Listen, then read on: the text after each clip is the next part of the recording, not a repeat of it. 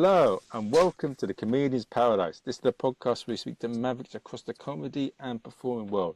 Now today's guest, well, how do I describe him? He is a man who can make comedy without words. He is a man who can make you laugh with his fingertip. Almost there. But he is a man who got into the world of physical comedy through watching a previous guest, like the legend of physical comedy, Michel Coutamache. And if I believe and say it correctly, he performed as a robot in some sort of theatre play, and that sort of brought his love of physical comedy. And he's fallen in love with it ever since. He's performed across mime festivals across the world, and he even made drunk, angry Scottish people come to his gig and laugh at his show without heckling him. Please welcome silentrocco. Am I supposed to talk now? It would be funny to just don't say anything. Oh God! To really let the mime come out for 1 hour. No, hello everyone. Thanks for inviting me. Pleasure to be here. Yes, let's talk about drunk Scots.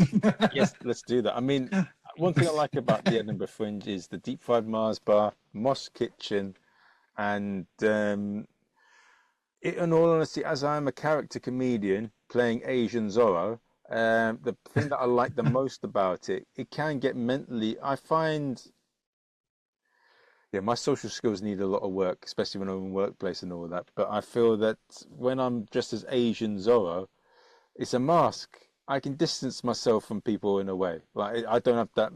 I find the great thing about being a character comic is that you can, when you're a fringe, because it's quite mentally draining dealing with all these people, you put on a mask. You're interacting with him. You're not interacting with me. And then when I want to have time to myself, I take the costume off and I go and read a book or something. Yeah. Funny, I'm the total opposite. Oh. Because I don't create characters. Funny, it just developed the way it developed. And I'm not a character performer yet. And I love to be completely silentrocco on stage. That's also why in my solo show I start from the audience, from an audience seat, because I want to be the guy next to you who just suddenly tells stories on stage and starts adventures, and to be super relatable. And so I don't really draw a line between silentrocco after or before the show and the guy who's dying in the show. Oh, that's interesting what you said there, because I sometimes found when I host a show, if I do a big lead up, say welcome this person, it puts a lot of pressure and affects how I perform. But if I go in casually and I walk on stage, how are we doing, guys? We all right? We're starting the show. How are we doing? I find that sometimes helps with my hosting because the pressure's taken away and you're just having a regular conversation and it's not the performance. And I think Yes. I'm doing my first BJJ fighting tournament next week on a Saturday. I'm not scared of it now, but I will be on Saturday. But Of course. I asked a bit of advice from a black belt and he said treat it like a sparring session. And if you don't treat it as a big thing, then it'll help your performance. Because then you're more focused on the variables you can control rather than just the result. Yeah, probably I also chose the beginning of my show starting in the audience very subconsciously to have this ease of beginning. Like to really, I sit with everyone, I get up, and then I basically slide on the center of the and so I don't have this pressure of, oh, I have to exit the curtain now or step in front of everyone. So it feels like really easy and it really calms me down in the beginning of the show, which is it makes, like you said with your hosting, makes for easy beginning. How important is it to get your mindset in the right way and to be relaxed, not to put too much pressure on yourself as a performer? Yeah, you have the wrong person to because I am also a skill I still have to learn. I have a wonderful partner who's really reminding me every time before the show to calm down, because my warm-up is basically just me running circles.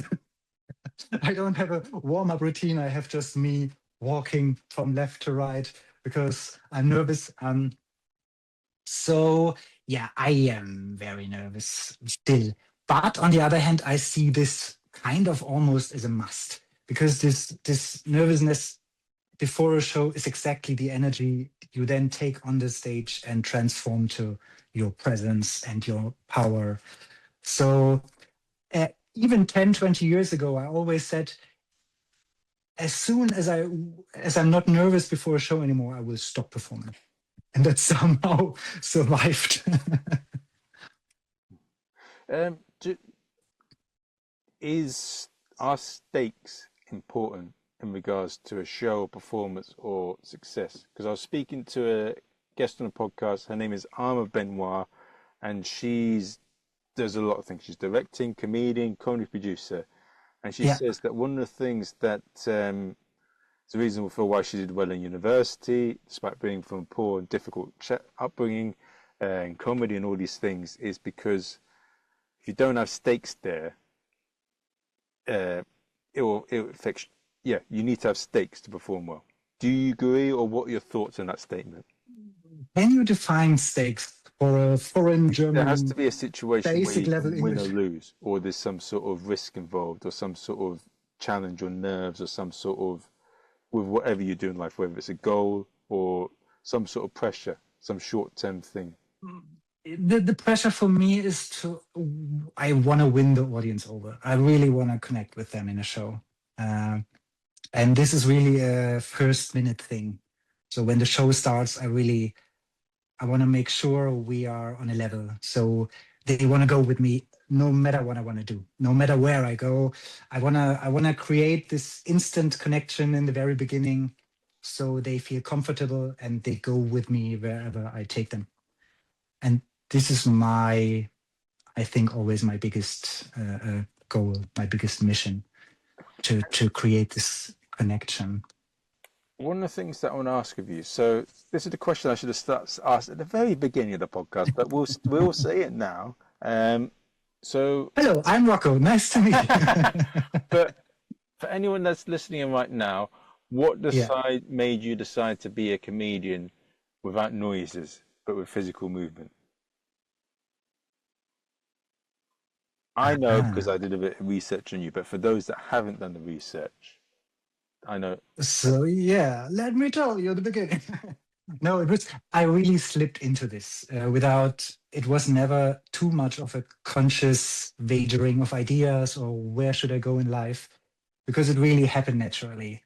I have two older brothers. One was a breakdancer when I was 5, 6 years, and I joined him in his breakdance group, and he winded me up as a human robot. And I remember huge discotheques with thousands of people that when I saw it back when I grew up, it was tiny discotheques with 500 and 200 people. But I had those memories of crazy events when I was 6 in circles doing breakdance and robot. And then there was in the early 90s, Michel Cottmanche, the great Michel Cottmanche, was in German primetime television doing mime sketches. And I was blown away. And basically, then I learned robot dance, breakdance, and mime are really siblings in the performance arts. And I had a really easy going doing mime. I slipped into this and I felt comfortable and I could do stuff pretty well pretty early. And it went on from there. It was really, I never thought about it. So I did a piece in a talent show in school, and that won when I was 14. And then next year with a classmate, we did a piece together and we got booked on a village trade fair. And then we got booked in the city and booked for this and booked for that. And it just happened. It just rolled on and on. My parents were always super supportive, and I never did anything else but mime, which is crazy. Oh, okay. And what was Yes, so it's been quite a long journey, and life.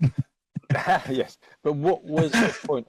Like, what did it take for you to get to the point where you were able to make a living from like being a mime performer and artist? Because let's face it, most people in the performing arts, whether it be comedian, actor, musician, don't get to that stage, and they end up having to work in another job, and or they struggle and they're not comfortably off.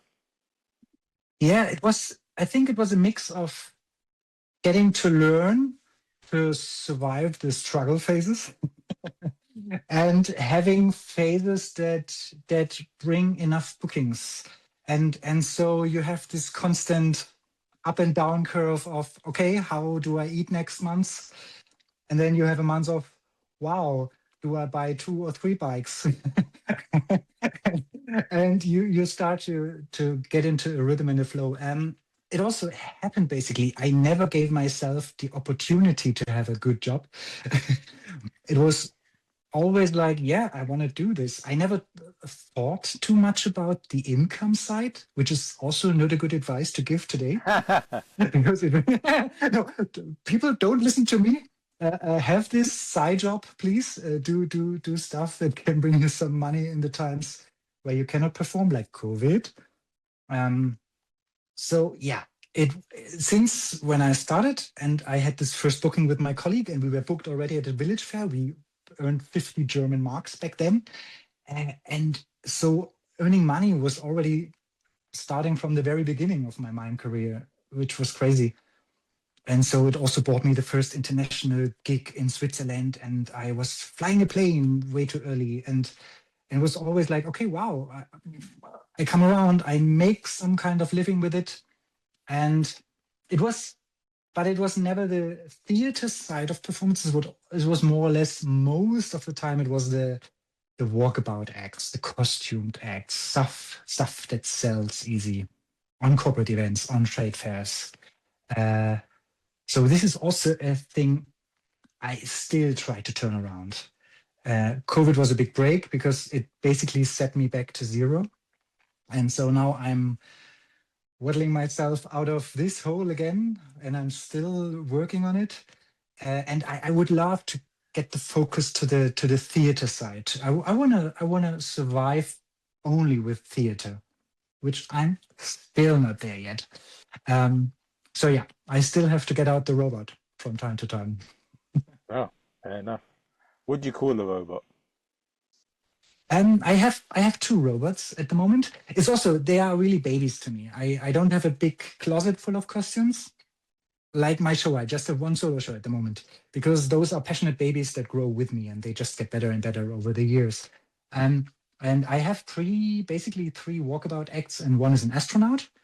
But the cool thing is, it looks really like a realistic astronaut, and he moves like in 0G. So I can use my mime skills to move like I'm on the moon or in the spaceship, and people go crazy that I'm moving in slow motion and with no weight at all. And the 2 robots, 1 is a very human robot, like you see now from the Tesla robot and all the robots that come up now. I had this back in the 2000s, and Who it's stole called them? Menschine. Menschine, like a mix of Mensch, which is German for human, and machine. So Menschine is this black and white, simple servant. He's nice for elegant events when it's just dress code. He has a white skin, white face, and black clothes, nothing else. Doesn't say a word, of course. And the other one is a retro robot. It has the head of a Polaroid. Yeah, the face is a Polaroid camera, and I can spit out real Polaroid photos out of my mouth. So this is a cool, yeah, it's a cool gadget act for corporate events. So I can smile at people, and then my nose is the flashlight, and then I spit out the photo and I give it to them. And this is pretty cool. Um, it's also a very exhausting act because the head weighs a ton. And I use real Polaroids, so people forgot that they have to wait 10 minutes till it developed. But that's also part of the fun. Yes. One thing, can I just try something? Could I stop and start your video again? Because it seems to be a bit out of sync. Yes. Let's try that again. Uh, Okay, now we're there. Yes. Okay. So, yes. yes, it's great what you said there. I think it's very interesting. I mean, good thing you didn't do it during COVID. Yeah. COVID. COVID was basically when you started your podcast with COVID, I started with social media videos, which was amazing in hindsight because this introduced me to the world. This introduced me to mime colleagues, mime festivals, just I started, yeah, I sat at home and started doing short videos for social media, for TikTok, for Instagram, and some of them I had luck where shooting off, they were really taking off, going viral, and suddenly people from everywhere in the world saw this stuff, and it was nice. And that's changed your life now. Like, would you say? It gave a big visibility push internationally, for sure. And I put it on the side again to really focus on my stage show. But every week I'm sitting at home like, oh, I have to take it on again because it is a lot of work, but it was super fun to experiment and to create. And it's also funny, many of my solo acts now, even some in my solo show, were originally social media shorts because I liked them so much that I continued developing them into a fuller story or something. And so that was really, really cool. So COVID was good in that sense. It killed all my income, but it was good for visibility. Yeah, no, You can't have everything. but I mean, it is the most. It's for a lot of artists now, apart from being a good performer, but social media is such an important thing now. Yeah, it's good and a curse at the same time because you're basically more and more forced to spend time with social media, even if you don't want to. Uh, but it also has the advantage of suddenly 1 million people seeing you. Yes. Yeah.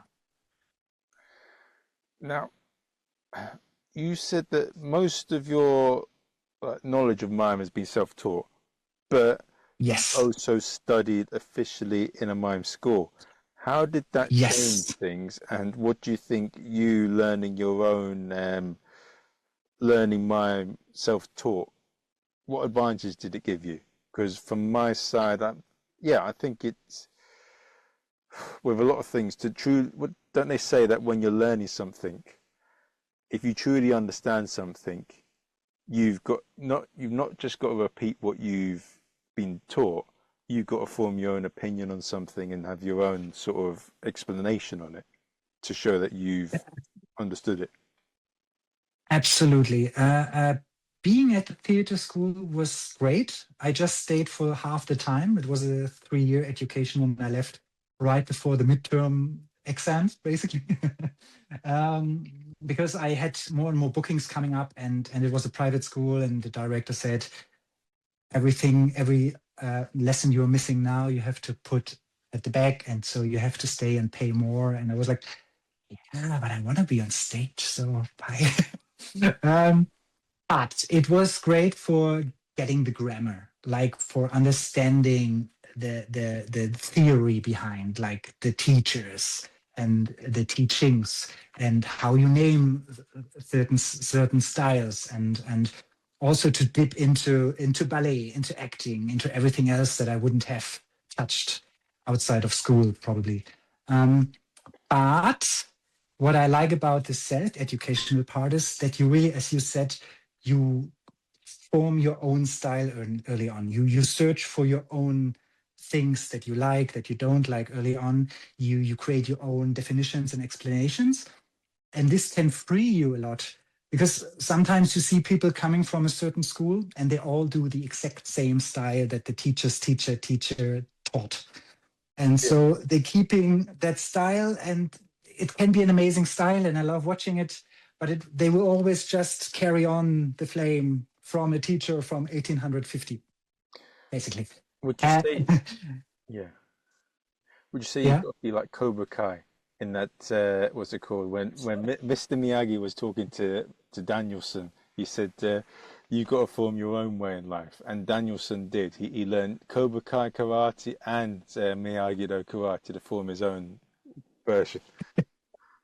Great analogy. Yes. No, I think I think it helped me to find my signature pretty early, I would say, but to know where I want to dig deeper or to know where I feel at home, and and and it's, I think, in performance arts it's super important to find your own voice, no matter what genre you do.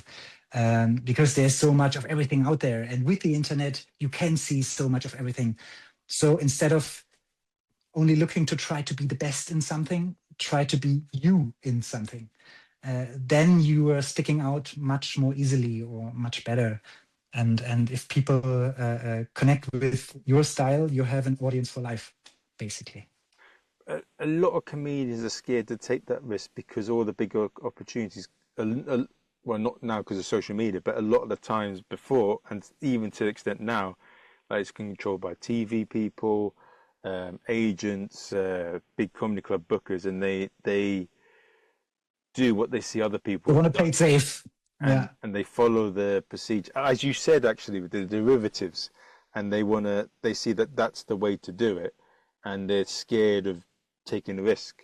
Like for example, But it, um, yeah, but it doesn't make any sense to a degree because what works for one comic won't work for another because we're all different individuals. What's funny about one person isn't necessarily going to be funny about that person. We all got our own quirks. We all got our own journey. As I said to you, I'm someone that tends to sometimes thinks he's smarter than what he is. And the thing that seems to make people laugh about me is I do something, think it's going to go one way, goes completely lopsided, and I do something daft, and then that's where the laughs comes from. That may not work for someone else. Someone maybe they're an angry prick and they're moaning about something. But that's also what Michelle told me. I hope I can talk about it because there is a show now, a stage show. It was a stage show in Canada. It's called Michelle. It was a homage show about his solos. And the basic gist was they cast different various performers who were doing his solos again. And it doesn't work. You cannot put someone and give them a Michelle solo. And it's not the same. It might be well performed, but you cannot give a Mr. Bean sketch to a random person. And it will be a homage to Mr. Bean, but nobody wants to see a bad copy of the original thing. Um, and yeah, the problem is in this whole thematic is the middleman, because the agents, the bookers, the theaters, the managers, and I hope they all don't get me too wrong, but the stuff that is most successful, it's always the unique things, the edgy things, the crazy things, and you have a breakout hit, and then they try to copy it, to repeat it, everyone tries to okay, let's do this, and this never works. The copying, the running after a certain thing doesn't work. And that the middleman, the agents and bookers, they are always afraid to try things, but it's always the craziest things that stick with people the most and the longest, and people talk about. It's not the second 10th version of show XYZ. It's this crazy guy who does something they've never seen before. Yeah. now, yeah, it's. What do you think's going to go on with Hollywood and with movies? Because you've seen big hits like with Korea and other countries. Like you got the Money Heist from Spain, and you got the Squid Game from Korea. But with Hollywood maybe getting a bit more, there are still a lot of good things coming from there. But I would say in the last 10 years, even 20 years, the stuff that's coming out is far less creative, and I think a lot shitter than it used to be. There is a huge divide, and like, yeah, like a poor and rich divide. So the same is with entertainment and culture, of course.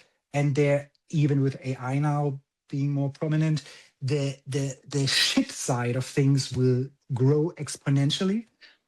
But uh, I'm currently learning that this creates a bigger chance for the good stuff to be even more visible now, because people get tired of all this crap, and they are really actively looking for the good stuff again. So we come back to this campfire mentality where you really you I mean, it's like a trend right now among young people to have wired headphones again, to look for DVDs and for VHS tapes, and to really get this human component and the good things. I mean, a good example with the movies right now was or is like Obsession, this ex-YouTuber gone viral horror film that I already watched 5 times because I like it so much.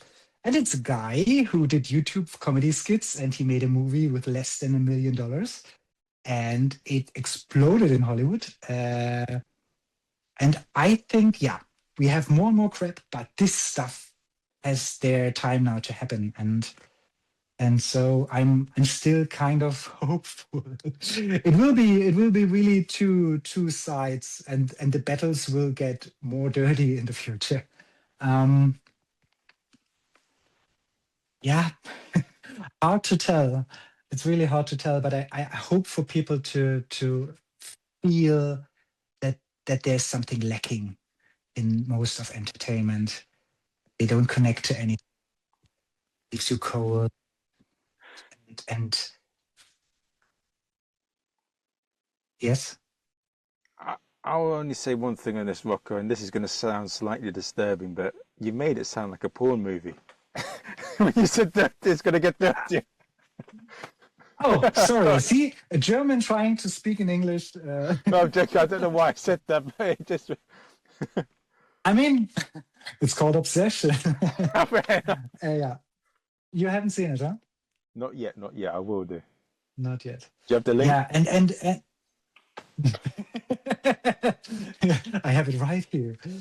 No, the yeah, and it's really such an earnest project, like with so much passion and with so much little tricks for no money that are so effective, and like there's quality in the filmmaking, quality in the writing, the acting is phenomenal in this year. It's the best easily. So that really motivates me. Like seeing this, and then it's super successful and it tops the movie charts even in the US for weeks. Uh, um, Also, then there was this independent animation, the Amazing Digital Circus. You know this also topped the charts for a week or so, and it's independent YouTube animation basically. And the movie theater film was basically only the last two TV episodes combined. It was a final episode of a TV show, originally produced for YouTube, and this made #1 spot. So I think especially young generations are hungry for good stuff again. And something different. Yes, and for different, yeah. They want original stuff, they want edgy stuff. So I'm good with future audiences. I'm going to share a thought, and I want to see what your thoughts are on this. So, I mean, Yes. one thing that has changed to a degree, I suffer from a disease called people pleasing and wanting people to like me. And that's a big. I would say that's soared down to about 95%. But recently, because of jiu-jitsu, Brazilian jiu-jitsu, it's changed my mentality a bit, where I'm a bit less. The one thing that's changed, because I do it a lot and I've been doing it for over a year, is you get used to failure and things not going your way. And like if you do a social thing or you do a move that goes terribly, you treat it, okay, it's just data of what you need to change. And it's changed my behavior, because now sometimes in my interactions with people, I'm a lot less nice than I used to be. Like, I'm not, and this is not talking like, Yeah. for example, and this person's going to listen to the podcast, but I'm going to share my thoughts either way because it's honest thoughts. But I had Yeah. someone ask money from me twice, and I don't really. So if someone's a friend and there's going through hardship times, like, oh, they need to pay rent, or it's still their responsibility. But if it's something big, like major, and there's a specific reason for why they want you to lend them money, then Yeah. I don't mind doing it, and you're probably not going to get it back. But when they give a vague reason for it, and it came across as, oh, I'm just doing it for sweeties and just trying to, they asked the second time they asked me, right, they said to me, I know this annoys you, but please could you lend me some money because it will help me out. They weren't specific. This person lives with their parents, and then they, what's it called? When I said to them, I'm sorry, I don't do that, it's not really for me. And they broached boundaries twice, and then they said to me, to be honest, I was upset when you refused to give me money, but I was upset when you asking me twice. But yeah, I didn't say that. What I said, I was done, and I just got rid of them and did Yeah. this, that. If this had been a year ago, or I probably would have dealt with it and still been nice and polite. But now I'm a bit more. And what's another situation? Yeah, it's changed my attitude to certain situations where I'm okay with being seen as an arsehole and not being liked by certain people, just because there's certain values that I want to hold by. And it's just Yeah. with what we're talking about in the creative arts fields, I feel that some of us are held back too much by what people think, and we're people pleasing. We need to sometimes be okay with half the room not liking us, but the ones that really like what we do, loving us and giving us a lot of money. But no, we're scared to take risks, and we're being too much because things are all established. People are terrified of taking risks and being seen a certain way. We need to let the shackles off, baby. Absolutely. And so it's also something I'm not too comfortable with yet. I mean, two sides. I'm not here to confront yet, but I'm rather easygoing with people in general. But what I learned because of a certain detail, to not care about people's opinion. Yeah. Uh, I've been wearing barefoot shoes since 2006, Oh, and especially those 5 finger Vibram shoes. Like you have frock shoes. You. I don't know if you know the toe shoes. And I started when I was living in Berlin in 2006, buying a pair, put them on, went to the subway, and a child next to me said, "Hey, look, this guy has frog feet." And that was the first moment, like, oh. I was a bit self-conscious, but now it's 2026. I'm wearing those toe shoes everywhere with confidence, and with so much confidence that people are positively intrigued. Like, they see me every day like this, and I have my reasons why I wear them, because they are healthy and I love the feeling of feeling the ground. And so being that confident with this thing whoa, awesome. makes other people makes other people not like, "Ooh, what's that?" They were like, "Wow, tell me more, that looks cool. Is it healthy, and where do you get them?" And since being that confident with this something like this, you create this positive outlook and this positive energy, uh, with something that they would have looked down to before, maybe because it's all just how you present it or how you feel about it. And so, yeah, I'm not in this confrontational topic that much. Um, Also because my themes that I treat on stage, that I tell on stage, they are not too edgy yet. I'm telling escapist adventures, so there's not much to rub. There's not many edges that I explored yet. Uh, but I still live totally fine with people not loving it at all.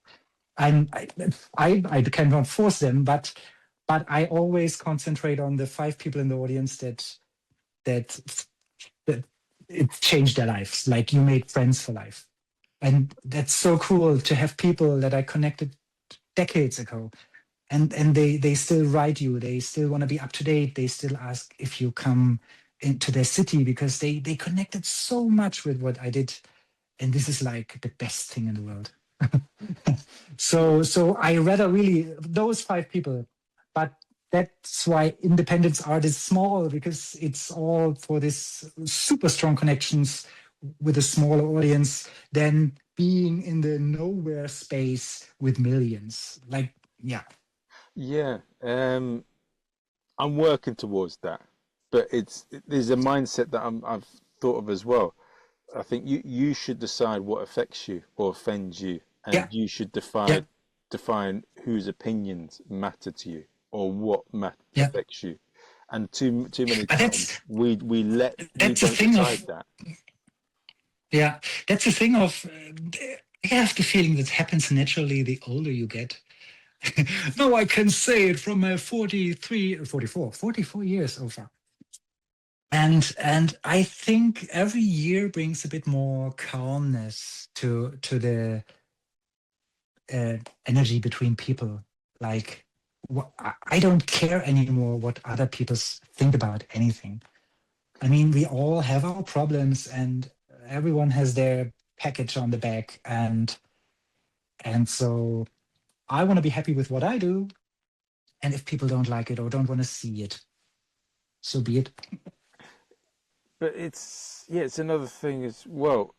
A lot of people think that their opinions and their thoughts are super important, but that's another thing as well. Like, I mean, it says someone who runs a podcast, but no, it's it's like yeah, like we're just little speckles in the universe.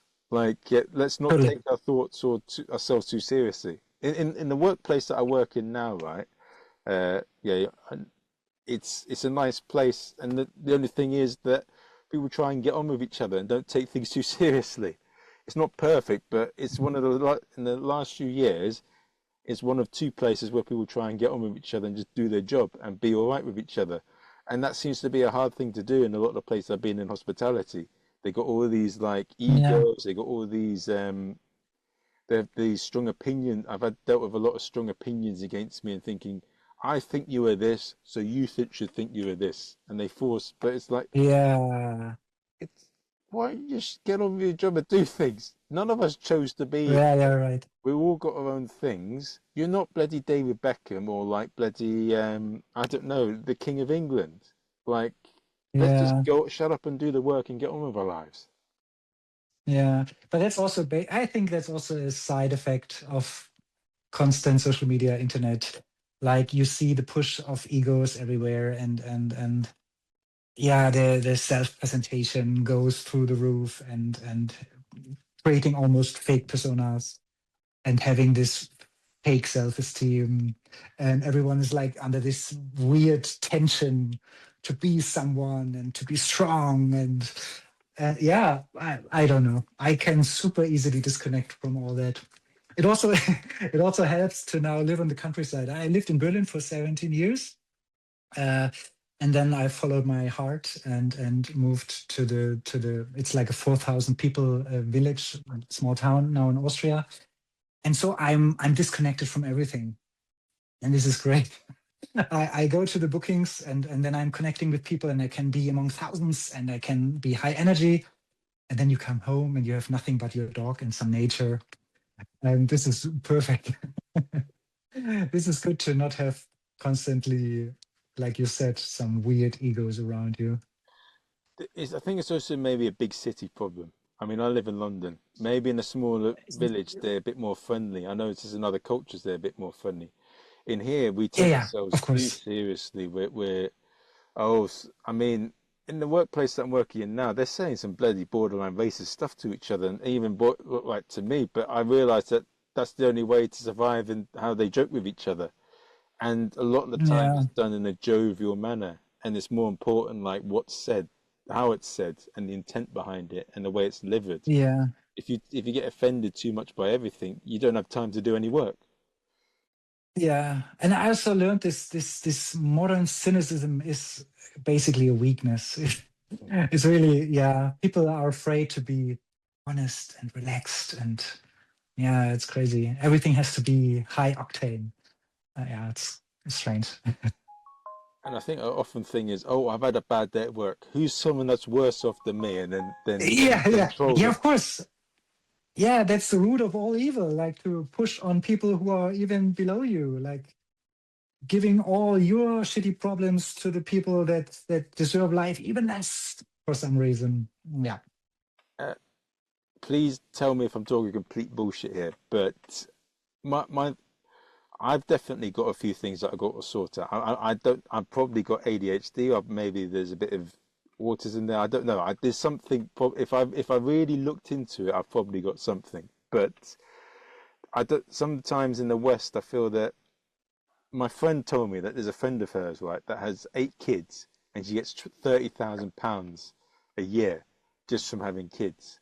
And then the point I'm getting at is whatever condition you got or whatever your issues are, to an extent, we need to take accountability for our own bullshit and try and sort that out. It's not. It's. We got to. It's what you deliver to the world. Oh, I've had a bad day. Well, you don't need to take it out on others.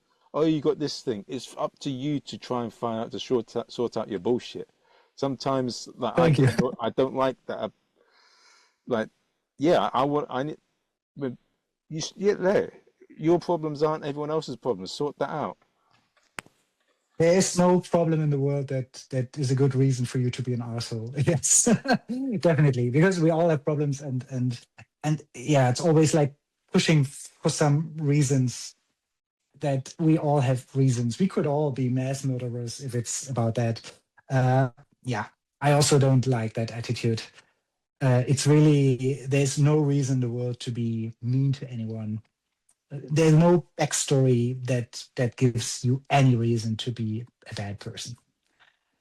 Because yeah, we all have more or less trauma and went through shitty stuff, and that should motivate us to do better, to be like even more kind with the world as fucked up as it is right now politically everywhere. Uh, we have to find the people that are sane and to come back to honesty, to love, to really the simple joys, to the tiny important things like education and science. Oh God, we are going off the rails here. Yeah, I would say one thing. The more time we spend about, oh, I've got this or that, oh, I can't do this, it spends less time actually sorting it out or dealing with it. Yeah, yeah, yeah. It's also often very much an excuse to stay inactive. Like you have those all those unresolved problems, and that's why you cannot do this. You cannot be nice. You cannot help. It's always like, yeah, I have those problems, and yeah, just moving forward would also help you so much in everything. Yeah. Yeah, I'm gonna pay you £50 for the therapy, Rocco. Yeah, yeah, I've been to no, for example, I have a yeah. I even see all this therapy trend very critical because yeah, lots of people just earning cash offering therapy, and yeah, oftentimes just find kind persons next to you and have a talk. That's already the best kind of therapy you can have. Find some friends, have some down to earth talks. You don't have to pay too much stuff to strangers that are just doing this because they are part of a snowball machine or of a scheme where they pay their trainers for a license. Yeah, I Yeah. I don't see it. I think I might do it at some point for the one and only reason, in that it would improve my social skills. In that Yeah. I do have friends to talk to, but sometimes you feel that. We're so good. I didn't want to say everything is bad you pay money for. No, But no, that's what. of course. But I think sometimes people become dependent on it rather Yes, than, yeah. yes, yes. It's, yeah, I really, people should just breathe. Like the saying, touch grass, like take a silent moment and yeah, but it's all the fast track pressure from every side, and so we all feel like under constant fire from everywhere. Like what to do with life, what to do with outlook, what to do with relationship, what to do with what's man, what's a woman. There's so much pressure from everywhere. We put too much Are we focus on still that. talking about mime and shows, by the way? No, I don't think we are. Right, yes, you're right. We should go Welcome to back the to therapy podcast. it. But yes, what were we getting at? Yes, actually, there is something that I was going, Yes. and there was the mindset on it. Was so you've done a lot of. I had a great guest on the podcast called Frank Sinatra. He's called David Cunningham, and he basically dresses up as Hitler and he sings Frank Sinatra songs, and that's where Frank Sinatra came from. But he says that a lot of times, if you're at a difficult gig, and anyone can do well if there's everything goes well and it's set plan and everything, you got your material. But what really teaches you a lot is when it doesn't go to plan and you're able to reconstitute what you do to get it to work. Now, for yourself, you performed in Mime Festival, you did it in the Edinburgh Fringe. How was that? Like doing it in these different festivals and Edinburgh Fringe. Like, how did you reconstitute what you do? Because Edinburgh can be a nightmare place, as it's filled with 100 loads of narcissists with heads up their arse, including myself. But it's fine. Yes. And my biggest problem with Edinburgh Fringe was basically only getting the people to come to my show. Uh, um, because in the end, the audience is no different than my Mime Festival audience, despite the difference that Mime audiences know what they're gonna get, and so they are excited about it anyways. And this is my problem on any other festival to have to sell a mime show, which and I had the bad luck of performing at 11 something in the morning, so there was no passerbys. It was really a tough time to get people, because the people that I had, they were amazing. They were again, I created connections for life, and it was so touching just getting the people to come to a mime show that is hard to sell. It's not a haha laugh out loud comedy show. It's not a pressing political theater play. It's really tough to do an elevator pitch for my show, because I want to say it's a mime show, but then I think you already lost 50% of the people because they have their preconception in mind and stuff. And this is something I still have to learn, and I'm still struggling with. So it was the month of Edinburgh was a constant struggle just to get the people there. Um, and the ones who came, they were my best friends, and some came even twice or three times. So it was wonderful, the shows. And the Mime Festival is easy because then you have 500 people of, yeah, Mime, let's go. So Mime festivals for me are the most relaxing showtimes, of course, because they know what they get. I know what audience I have, and it's love in the room even before the show starts. Oh, It's really crazy. You have this wild anticipation of it because it is such a small scene and there are not many festivals, and people who are doing it are often really passionate about it, even the students. And so you want to hug everyone even before the show begins. It's really such a crazy energy. And this pre-show part is nowhere else in the world, of course, because there they don't know who is the silentrocco guy, which is also a nice side thing of me starting in the audience, because I have the people getting to sit down around me, and then they talk about this. Who is this guy performing here? Silentrocco, what is he doing? And I'm sitting among them, listening to every word what they are saying, and this is super funny. So yeah, Fringe was great for the 5 people that came. I had a few more, but I struggle with the first sales pitch. I struggle with.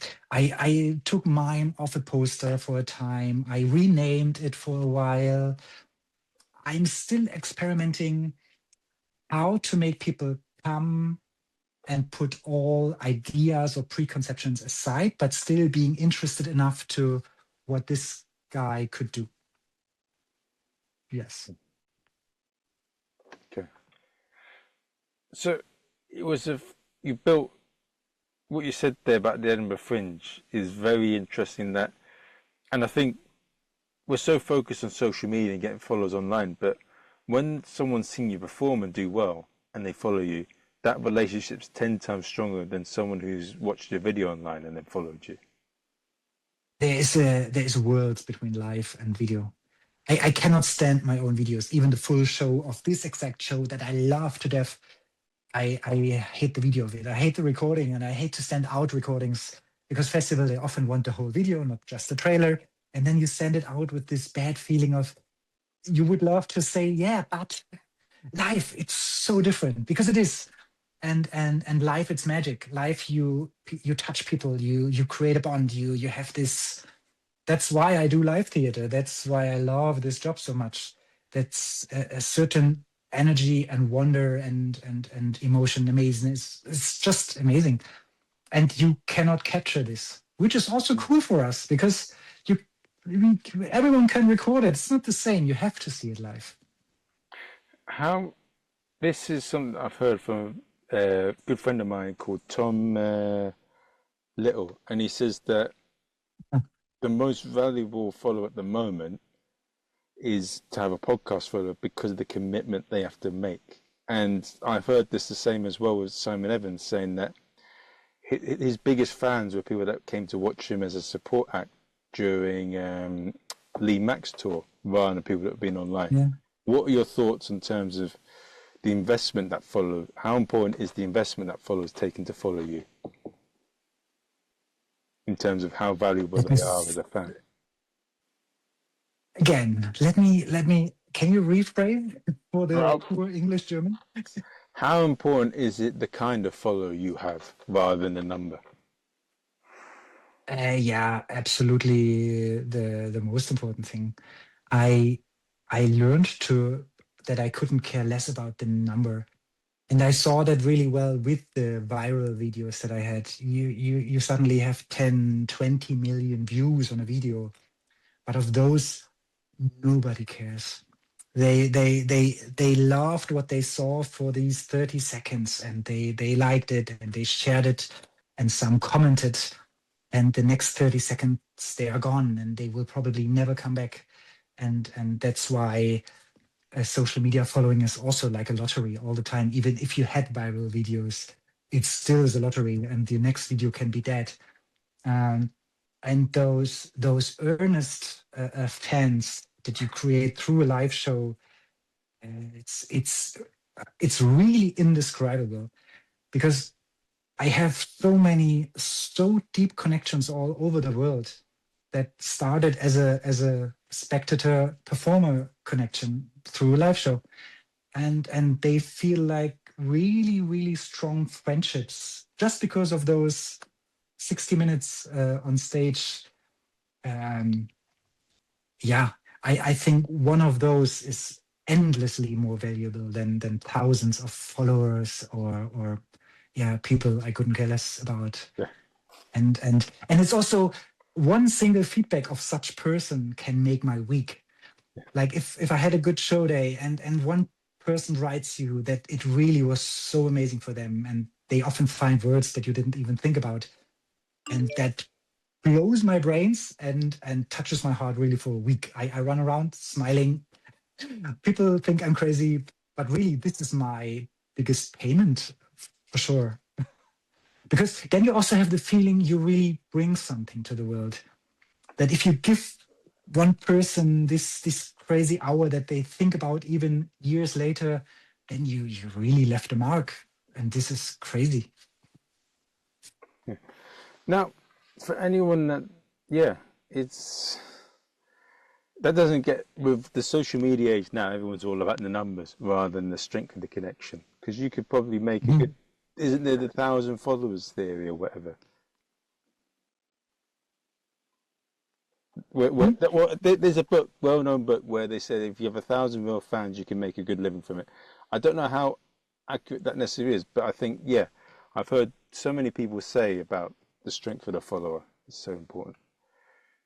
Totally. I see it always when there comes the booking inquiries or the interest from people that heard someone else like raving about you. This is the best sales pitch. If a person you are not connected with in another part of the world talks beautifully about you, and then people ask about you even if they have not seen a video or a trailer or a social media skit or something. They just heard someone raving about you, and so they want to book you. So yeah, the strength of followers, it's the magic sauce. It's almost like the ultimate wingman for a date, isn't it? If like someone like sets you up with a friend and say, "Listen, Marvin, he is fit. He's got good teeth. He's got good crack," and then Yeah, that will. you suddenly have hundreds of wingmen and women around the world, all vouching for you. Yes, yeah, kind of, yes. That's a weird way to look at it, but let's keep it. Yeah, it's true. It's true. I'm in a wonderful relationship, so I don't need this.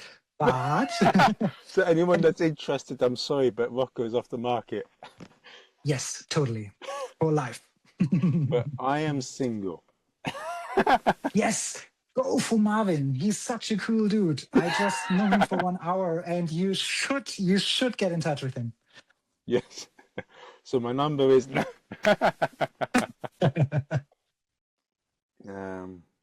do you got? Yeah. Um, I really admire like a lot of physical comedy, a lot of clowns and all of that. And I think so many times when I talk to people about comedy or I tell them that I do comedy, they always say, "Oh, comedy is always about like talking about troublesome things or things we all relate to and all that."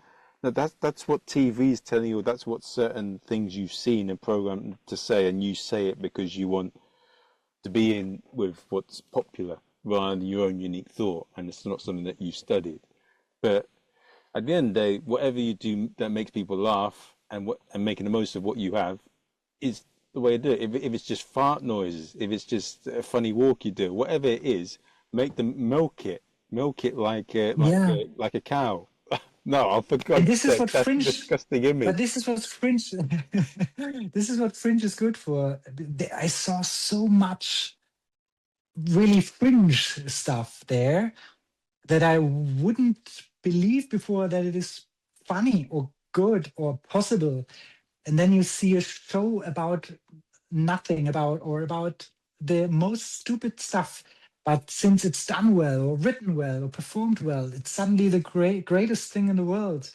And you haven't seen it before, and you probably will never see it afterwards. And but it shows you the diversity of possibilities that are there's still so much stuff unexplored, which already proves again that finding your own signature, your own voice is important and so good, and there's so much room to do that. Now, I've got two questions to ask before we go, and these are so one of the Yes. questions that I want to ask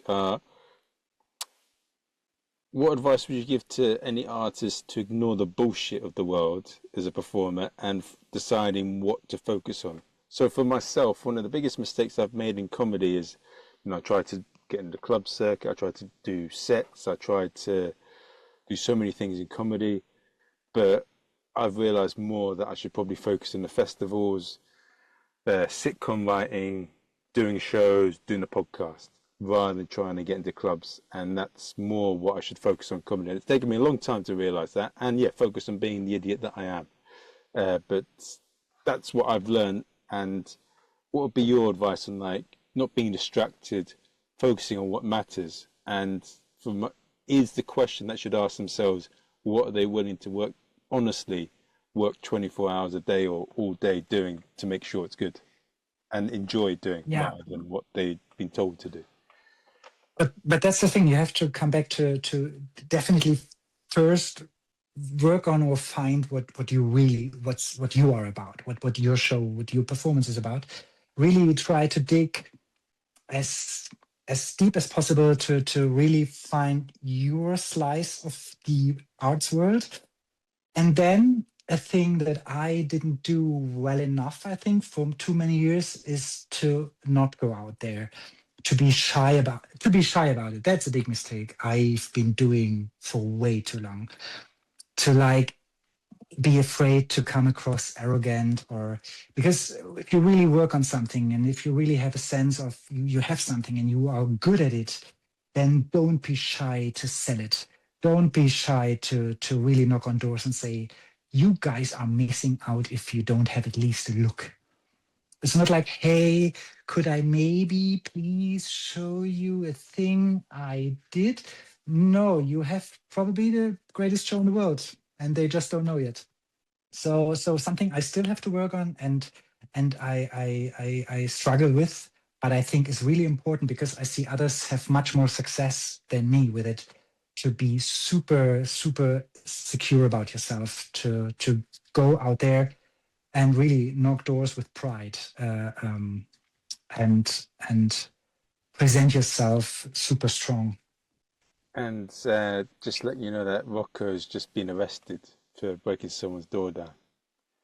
So I don't know why I said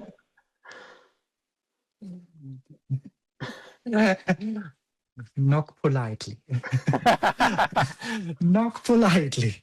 No, but Silent. yeah, what you said Yeah, is but really confidence, and even if it's wrong confidence in the first, because yeah, we all cook with water, and I also learned that I for years I saw so much confidence around me, and I was like, why, how do they have the energy to be that proud of something? I was proud of my stuff, but I was really bad at trying to convince others about that, and I currently learn to really stand behind what I do, and and this also helped quite a bit. mm, So really, mission number one is find your thing, but also don't be afraid to try things, because sometimes you think you found your thing and you miss out on options. And many cool things come when you try a bit left and you try a bit right, and suddenly the thing on the right is suddenly something you even love more. So don't be afraid of that. But if you found your voice, scream that voice out to the people everywhere. And don't be afraid to go big. Don't only ask at the nearest tiny stage for 10 people. Knock at the big theaters, invite them to performances, go to the big events, really go to the big agencies. They are free to reply or not, but try, at least go for it. Yes. and so the way comedy is now in the 1920s or like the 1930s or 40s or 50s, physical comedy was really in the fore and people really focused on that and it was really advertised. But obviously things changed. But now comedy is in the age of the wordsmiths. Now, for anyone that's listening in now, why should they, one, understand their body a lot more? Two, because why is understanding their body a lot more and knowing how to move on stage so important when delivering a clear message as a comedian that a lot of comedians don't realize, because most of the time they think it's all about the joke and the punchline. For those that are average, of course, the ones that aren't like the creme de la creme. Yes, no, people, the comedians, they are not just in the radio. People see you on stage. So a presence is also a very important thing. Really be there and connect with people, not just speak your sentences down. But physicality is an absolute monstrous tool. You can make a joke 10 times as big just with a slight shift of your position, of your shape, and then you tell the same thing, but it's suddenly 10 times more funny.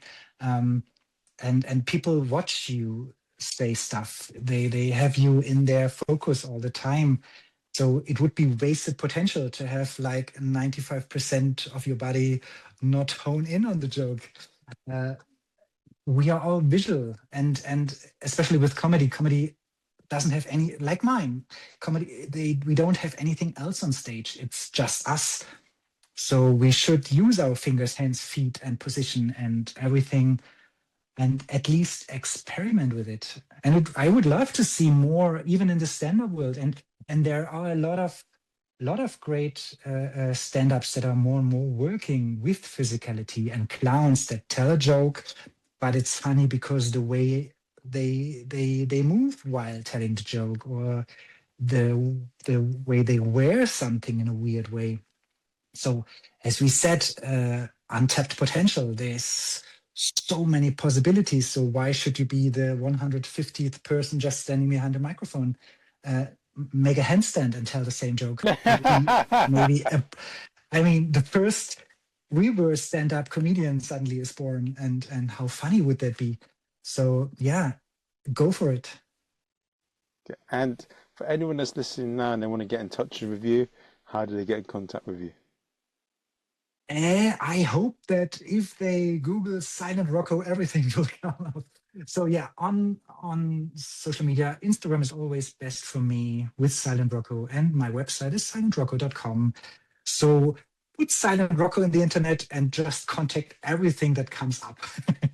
It should reach me in the end, Okay. hopefully.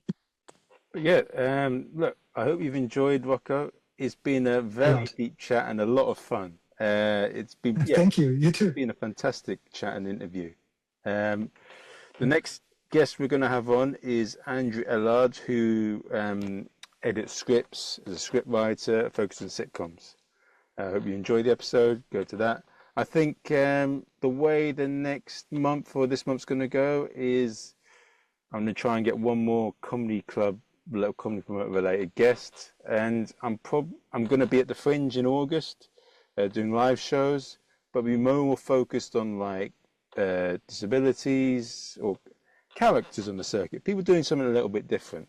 Because I like to hear fantastic, intriguing stories that make me and you go, "Oh, I never thought of it like that."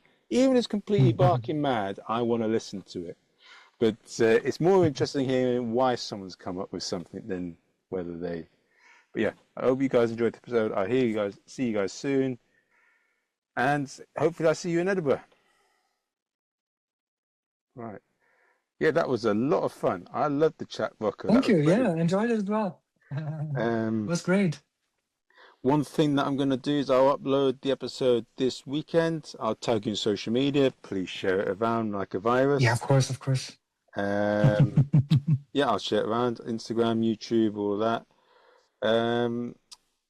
I think you've got shows coming up in it, so I'll put the show links for that in London. Yeah, it's perfect now, London, because when you do put it up this weekend, it's perfect because I'm really again struggling with selling tickets. But I also heard that London is a 1-2 day deciding city at the moment, right? That people really don't decide 3 days in advance for anything.